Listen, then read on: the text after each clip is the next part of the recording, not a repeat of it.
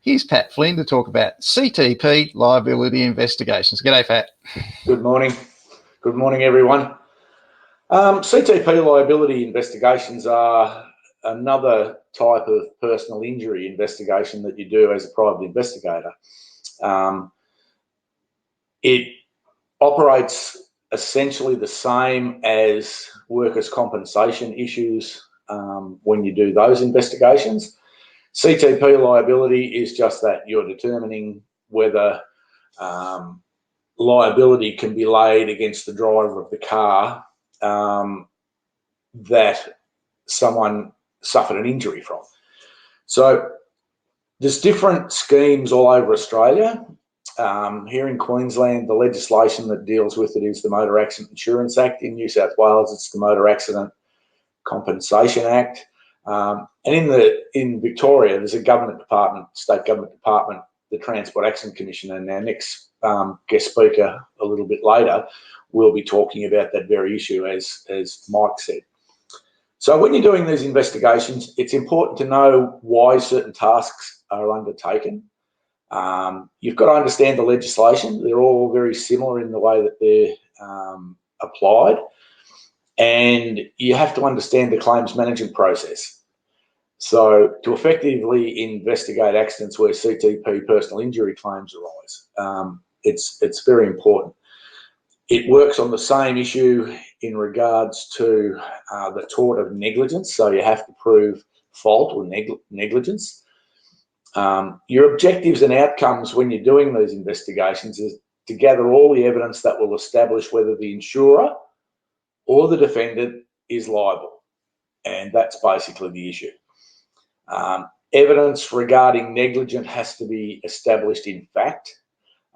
Supposition and theories are not evidence of fact, so you have to get evidence to actually prove that negligence. You gather information to assess and determine the damage or the quantum of the claim, similar as you do with workers' compensation. So you have heads of damage, same sort of thing, and you have the quantum, which is the amount of money that is determined to be the loss that is going to be compensated. The background for this comes out of English common law, the same as common law work cover claims.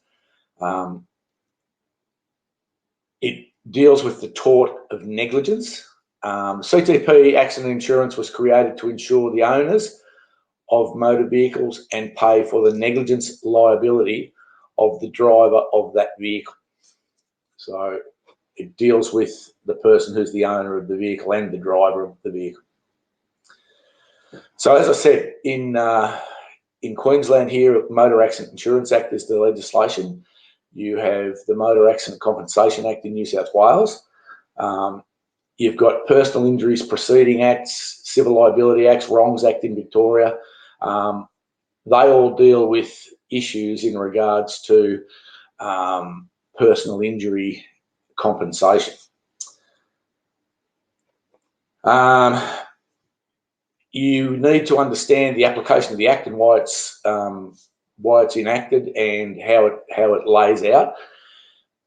There is an issue in regards to determining the insurer when the vehicle that caused the injury is not insured or can't be identified, and I'll come back to that. And the insurer has a right of recourse or recovery in certain circumstances. With your factual investigations or your circumstance investigations, you've got to determine the causation of the accident, which is your liability issue, and you've got to determine the causation of the claimant's injury. Now, many years ago here in Queensland, one of the major insurers up here did a pilot program which pretty much changed the way that CTP investigations were conducted. It used to be that once you could prove that the insured driver, represented by the insurance company, the CTP insurer, once you could prove that there was fault there, it was then just a haggling match to settle the matter. So what happened here in Queensland, they drew a line between the causation of the accident, which is your liability issues, and the causation of the claimant's injury. there were a large number of claims whereby the claimants claimed quite severe spinal injuries as a result of really low velocity, low impact collisions. Typically, things like when you're in the left-hand turn slip lane to drive into another intersecting road, if someone runs into the back of the car, which is usually a low impact collision, that's the type of collision that was subject to this pilot program. Another one which comes to mind, which is probably a fairly typical example of it, was there was the insured driver was in the drive-through at McDonald's, and she was fossicking around in her handbag, and her foot came up off the brake slightly, and she rolled forward into the car in front. And the car in front, the driver of that car lodged a claim for over $300,000 for a severe spinal injury. So what the insurer did was they looked at the medical evidence in regards to the injury that was suffered by the claimant, and they looked at the fact that with the collision being very low velocity and very minor, they looked at the fact that, okay, there was liability in the fact that the insured driver ran into the back of the claimant's car. However, they looked at the type of vehicles that were involved, the insured vehicle, the claimant's vehicle, size, weight, mass, and all of the damage that was, or any damage that was caused to the front of the insured vehicle, the rear of the claimant's vehicle, and they got a biomechanical engineer to actually decide whether a collision that caused a certain amount of damage was it capable of causing the claimant's injury. So what they did was they looked at the causation of the accident was a liability issue, and they treated that separately to the causation of the claimant's injury.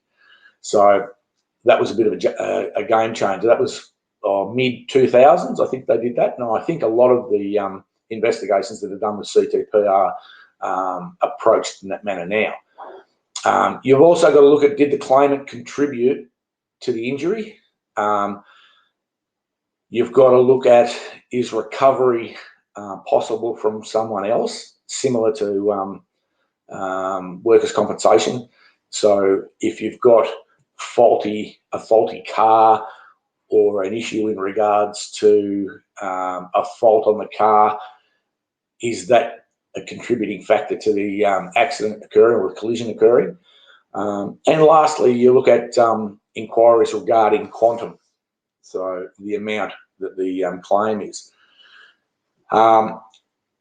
There's one aspect of CTP investigations that is common right across the country, is a thing called the nominal defendant. So if the vehicle that caused the injury is not insured, it hasn't had its registration and insurance paid, it's obviously not part of an insurance policy that covers the vehicle. Or if a vehicle can't be identified, so if you have that car that is on the motorway and it goes from, the first lane across to the fourth lane, cuts cars off, and causes a number of collisions after it's changed lanes, if the vehicle can't be identified, there's no registration plate, there's nothing to indicate the identity of the car, the nominal defendant is said to be the insurer. Now, the nominal defendant is a legal entity and a statutory body created under the Act, or under the various acts, and it is capable of functioning as an insurer. Now, it's funded by both the government and the Motor Accident Insurance Fund.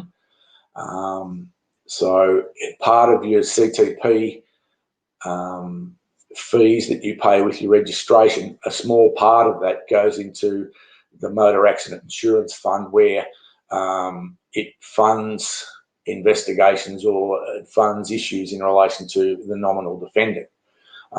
It's probably one thing that a lot of investigators new to the industry, they don't fully understand. So if the vehicle can't be identified or it's not insured, the nominal defendant is said to be the insurer. It's a bit like a body corporate on a block of apartment buildings, that sort of thing. It functions in a very similar way. Liability is probably the issue that you're dealing with most in regards to CTP investigations. You must prove that someone or something was to blame for the injury. So the injured person can't be at fault and can't make a claim under their own policy. So, excuse me. So the injured person can't sue themselves. So if you've got a single motor vehicle accident that drives off the road into a tree, and there's only the driver of the vehicle in the car, the driver can't sue themselves. So driver is not covered under the policy. The driver who caused the accident is not covered under the policy. So essentially you'll have passengers in the car or other third parties in other vehicles or on foot. They will be the people that make a claim under the policy. Now, similar to common law claims in workers' compensation, you must find evidence of blame, fault, error, or responsibility against the person or thing that is at fault. So you have to prove fault, same as the common law work cover claims. The claimant's injury. Did the claimant suffer an obvious injury? So getting witness statements from people that attended the accident scene or were involved in the accident is very important. As well as the medical evidence, you've got to get evidence in regards to, what obvious injury the claimant suffered. So you've got two different things. If a person has the accident and they get out of the car and they're ranting and raving and jumping up and down and waving their arms and screaming and shouting about the fact that someone's run into their car, that shows that there's not an obvious serious injury. And it's much different to the person who can't get out of the car. When the paramedics get there, they put the person on a spinal board and take them to hospital in an ambulance. So that's a fairly basic issue that you're covering when you do these investigations. You have to, again, as I said, causation of the claimant's injury. You've got to look at, did the accident cause the claimant's injury? You've got to draw that connection of causation in regards to the collision must be directly linked to the claimant's injury. The damage caused to the vehicles is usually indicative of the force of impact. So damage to the vehicles involved, that's always important to get as much evidence as you can in regards to the damage. Not always the case, but we're talking about a civil burden of proof, so it's balance of probabilities. So the damage caused to the vehicles is usually indicative of the force of impact or the force of collision. So if you've got a serious amount of damage caused to the vehicle and it's going to be written off and not able to be repaired, that's different to maybe a little scratch or a bump on the bumper bar, that sort of thing. You've also got to look at, did the claimant contribute to their injury themselves? So in that sort of issue, you've got to look at whether the claimant was wearing their seatbelt. Did the claimant get in a car with an intoxicated driver? Being a passenger in the rear of a utility in a car that's speeding, and you've got to look at the evidence in regards to that. So if the claimant chose not to wear a seatbelt, there will be contribution or contributory negligence in regards to the injury, albeit it won't completely remove the whole amount of the claim. It'll only reduce it to a fairly small percentage. However, it's important to identify those things. Getting in the car with someone who's intoxicated, that's a fairly typical one. If you have a claimant that is part of 3 or 4 friends that are at a hotel or a venue where they're drinking alcohol, and they're all in the same shout and they've all drunk a considerable amount of alcohol. If the claimant chose to get in the car knowing that the driver has had the same amount of alcohol as they have, sometimes that will be a contributing factor to the injury as well. So that'll reduce from a contributory negligence point of view. Being a passenger in the rear of a utility, condoning speeding where, you know, if the car is travelling at a greater speed than the speed limit, you've got to get evidence from the people in the car to say, did the claimant say slow down? Please slow down. I'm not happy with this. So things like that. Was the risk foreseeable, significant, and likely? So not wearing a seatbelt, getting in the car with an intoxicated driver, that sort of thing, speeding, that's reasonably foreseeable and it's likely. So the test for that is, would a reasonable person have taken precautions against the harm that was present? Recovery. Now, the insurer can seek recovery where the vehicle was used unlawfully. If there's an intent to injure, now you'll find the intent to injure, you'll find that often where you have a couple that end up having an argument and one side of the couple gets in the car and intends to drive, and the other one stands in front of the car and says, no, stop here and talk to me and we've got to sort this out. And if the driver of the car intentionally runs into the person who's on foot outside the car, there can be recovery from the insurer with that. Consumption of alcohol, drugs, or a combination of both. So if the person's affected by alcohol, and the way that the legislation looks at it, it's the balance of probabilities and it's a civil burden of proof. The consumption of alcohol or drugs rendered the person incapable of having proper control of the vehicle. So that's the test you have to look at there. So any of your witnesses at the accident scene, tow truck drivers are great. They're always a very good source of evidence immediately after the collision. And if those people who are present at the collision and they see that the claimant is staggering around, or the driver of the vehicle or vehicles are staggering around and they're obviously affected by alcohol or drugs, that can be an issue that the insurer can seek recovery. Now, the last point is mechanical defects on the car. So similar to workers' compensation claims, if you've got faulty equipment or plant and equipment in workers' compensation claims, so do you have the same principle in regards to a mechanical defect of the car. So if the vehicle has been put in to have repairs done on the brakes, to, you know, a repairer like Ultratune or a mechanic or something like that, if the mechanical efficiency and operating efficiency of the car, if the mechanic fails to tighten a bolt or does whatever, and the person gets in the car, whether it's the insured or the claimant, they get in the car, they drive down the street. When they get to the intersection, they go to put their foot on the brake and it goes to the floor, and they go careering out into the intersection and have a collision.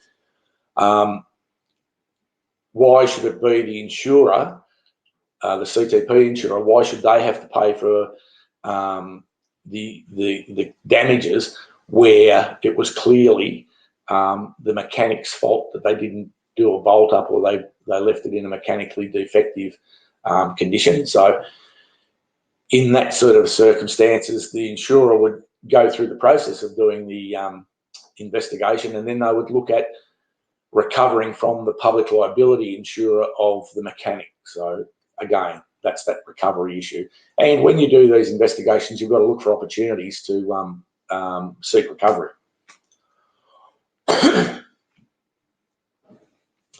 Lastly, you'll also do inquiries regarding the quantum, same thing as the workers' compensation common law claims.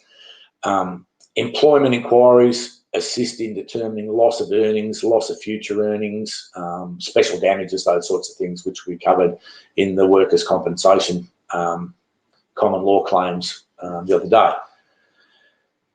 So in summary, gathering evidence regarding the contribution or the potential opportunity for recovery are issues that are least addressed and most overlooked by investigators.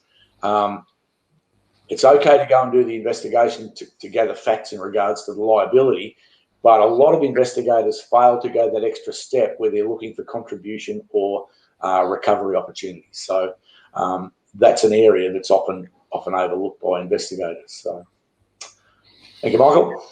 So examples of those recovery opportunities might be roadworks in the area by the Department of Transport, roadworks in the area by the council, traffic lights being maintained and faulty, not sufficient control, or faulty traffic lights that are unmaintained.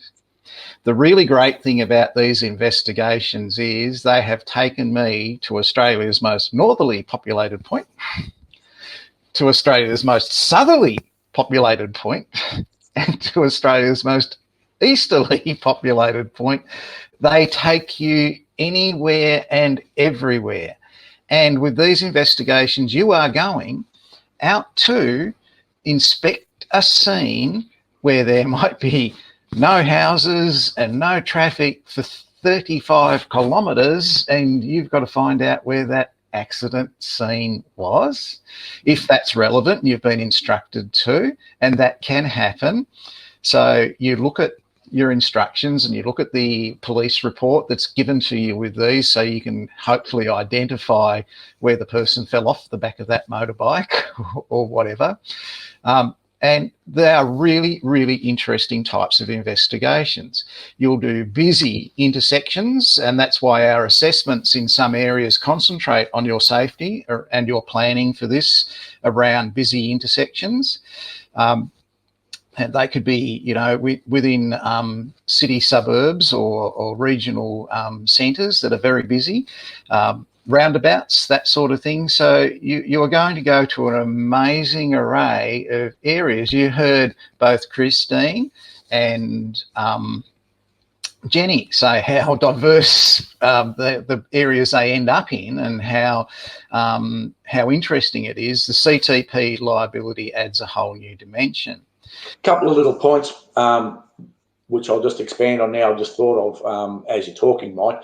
The condition of the road sometimes, if you've got large potholes on a road and they cause an accident,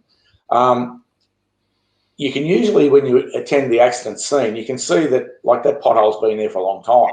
So you make neighbourhood inquiries or inquiries with neighbouring properties and things like that, and you take statements off people to say, yeah, that pothole's been here for, you know, a month or 2 weeks or 3 weeks before the accident. So failure to keep the road in good condition, that can be another contributing factor and an area for potential recovery. And the other thing that quite often comes up in these is what happens where you've got someone who drives their car for their employment. So they're say a travelling sales representative or something like that. That's a situation where you don't make the decision, but you get as much evidence as you can in regards to the facts that occurred, and it's up to WorkCover and the CTP insurer to work out who's going to pay. Is it more of a CTP issue in regards to the CTP insurer, or is it a WorkCover job in relation to their employment? So they're always things that you don't make the decision on, but you get all the evidence to actually show that. So yeah. Yeah, there is an amazing array of evidence now with dash cams. Company-owned vehicles have trackers in them. There are computers on cars have an enormous amount of information in them now. My wife's car, it tells you on the little computer in that car, it tells you the what the tyre pressure is. It's just amazing what's available to the CTP liability investigator today compared to 5 years ago.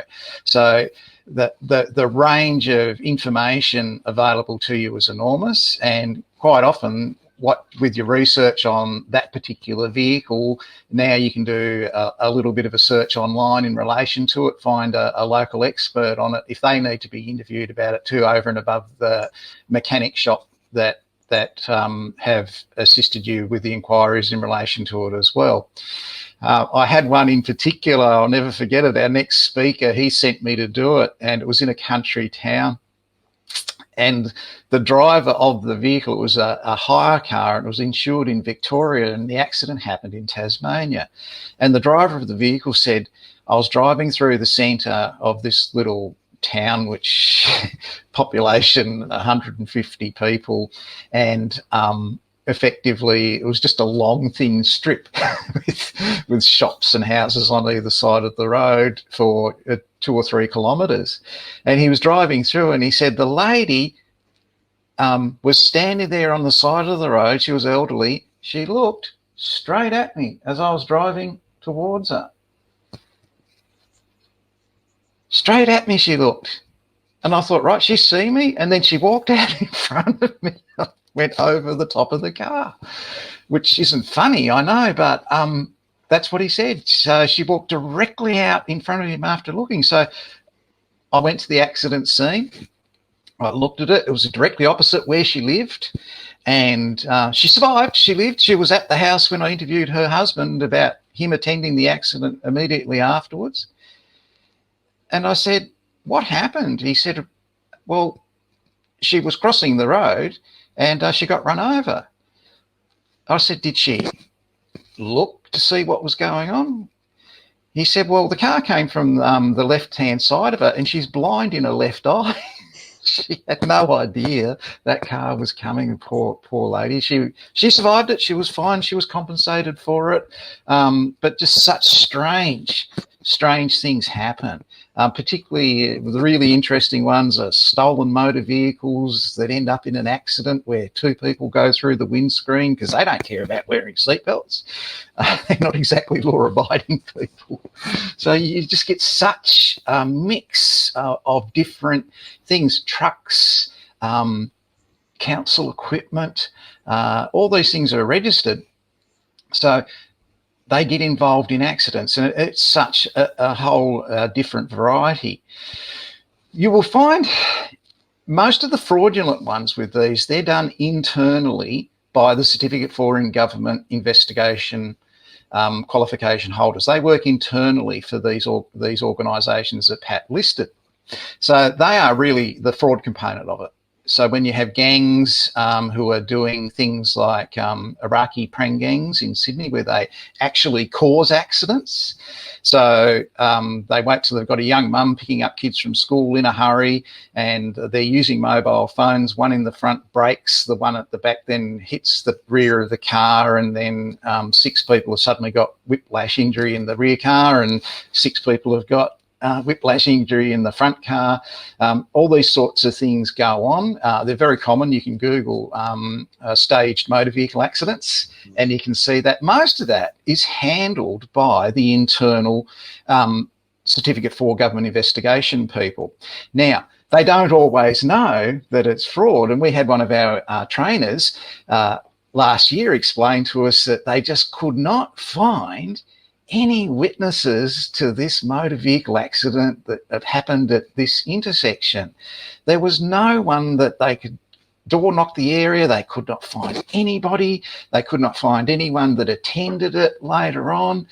It was a very distinctive vehicle, It had something seating for 9 people in this vehicle.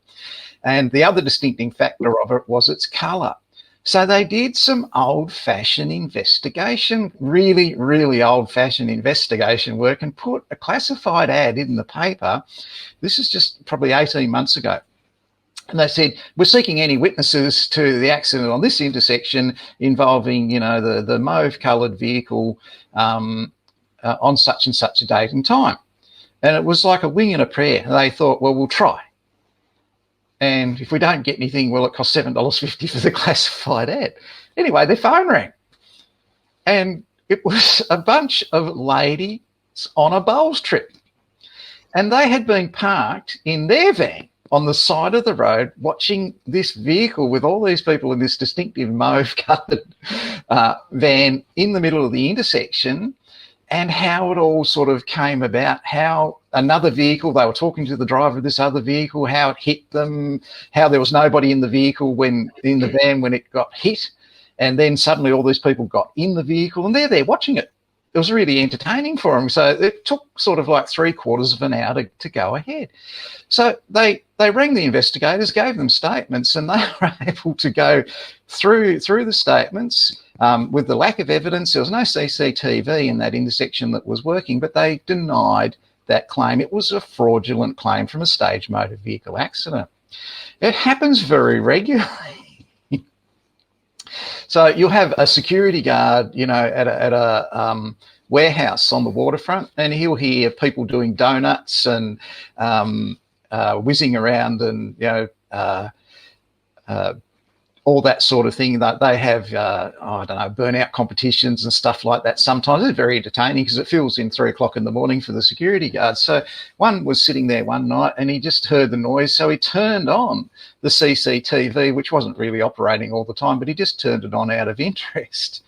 And 2 cars were doing wheelies and donuts. Then they decided that they were going to smash into each other head on and claim an insurance accident as a result of it. So they got out and talked about it, and then they front-ended both cars after backing and then going forward. And then they decided the impact wasn't enough to look like an injury, so they backed back and then front-ended each other again.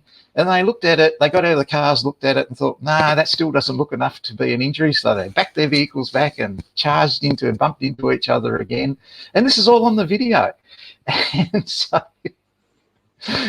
when the investigator went to the scene to do the scene inspection, saw the CCTV, then went, this is the licensed private investigator, then went and knocked on the warehouse doors asking anybody if they had CCTV of this day, date and time.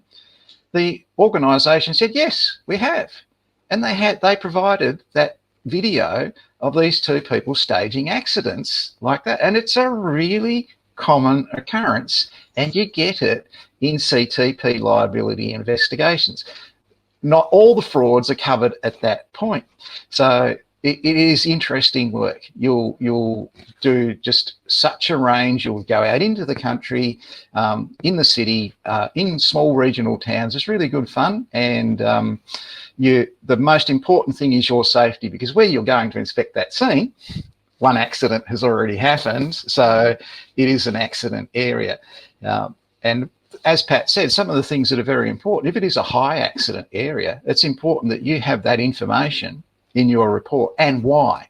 Okay, so Pat and I both live near a big roundabout. It's a massive big roundabout, and it only needs a tiny little bit of rain and a tiny little bit of worn tyre, and it turns into an ice skating rink.